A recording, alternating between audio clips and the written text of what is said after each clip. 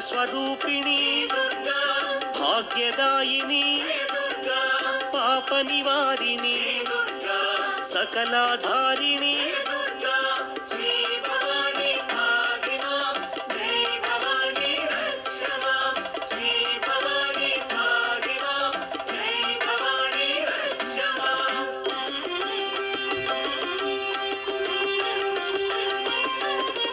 कुंकुमशोभित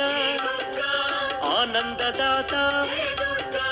भाग्य विधाता भास्कर शोभित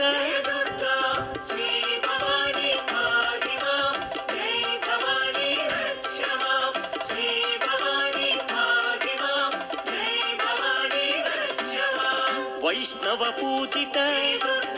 स्मार्त सेविता श्रुति विभूषण